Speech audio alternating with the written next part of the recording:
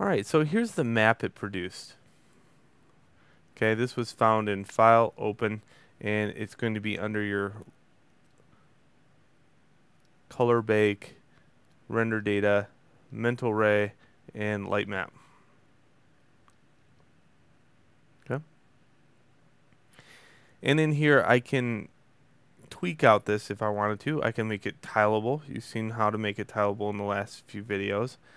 You've also seen how to make normal maps, spectral maps, and everything else. There is one thing I kind of want to cover, and let's say if I'm on a Mac computer and I want to make a normal map, okay? That's one of the things that is kind of a mystery. So I'm just going to run through that process real quick to add that to your arsenal.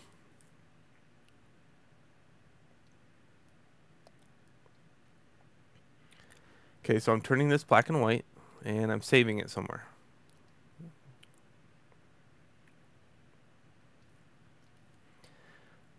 I'm going to save it on or in my project folder.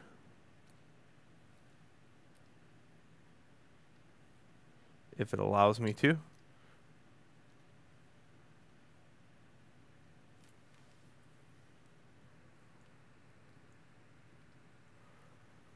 Okay, I'm also going to save this as color map.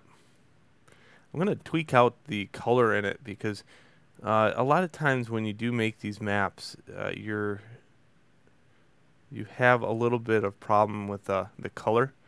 So a lot of times what I'll do is I'll go to levels and destroy all dead pixels.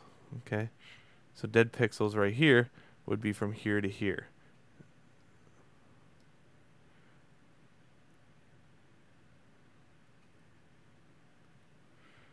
Alright, good. Let's save that out as color map.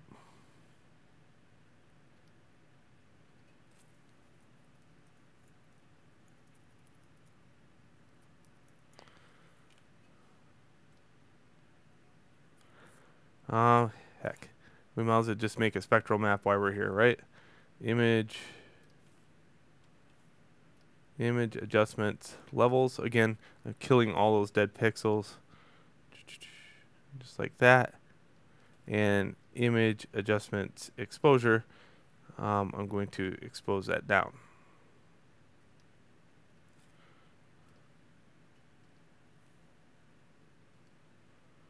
And we'll call this spec.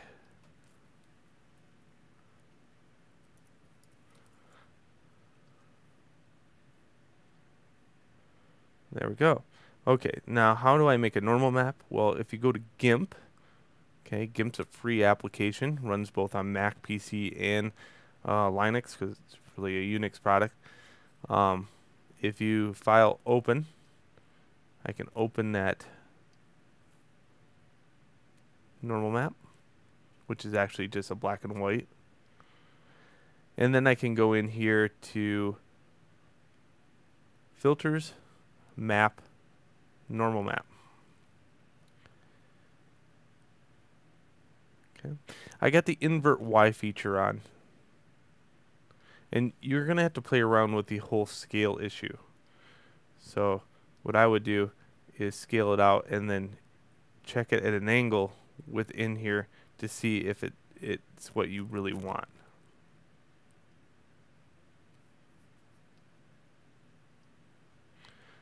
Okay, let's close that out and hit OK.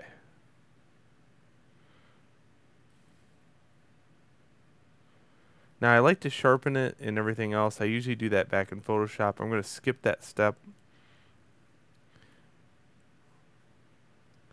And then I'm going to go into Maya and put it side by side. Here, well, here's the texture before.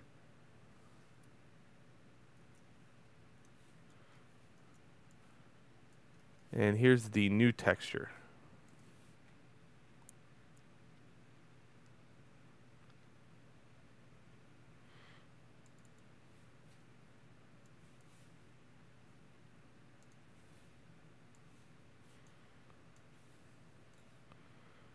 Okay, so color bake. textures.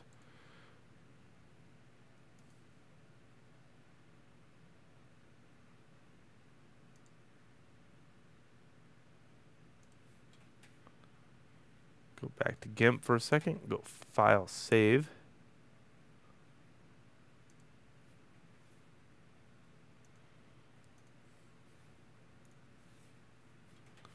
And let's drag those 3 textures in there.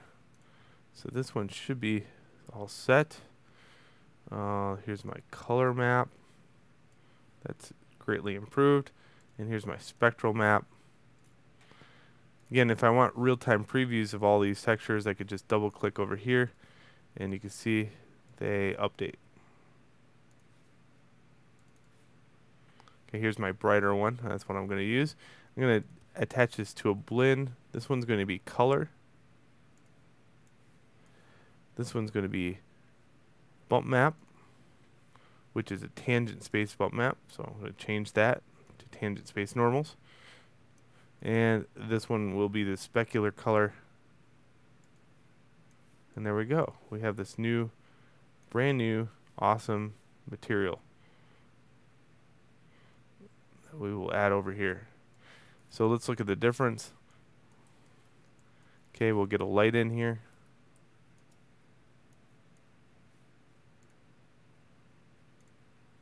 Seven on the keyboard.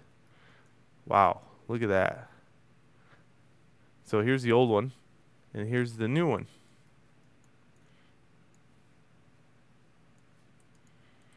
All bumpy and all spectral. And I should be able to wrap this on many objects correlating to the scale, or use it back in Photoshop as far as a texture goes onto a 3D object. I can wrap it on the UVs.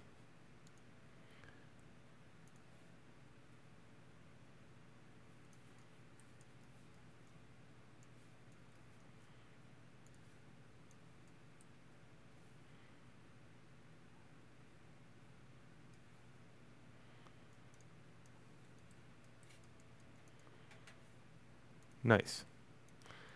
Alright, I hope you enjoyed the texture making here in Maya.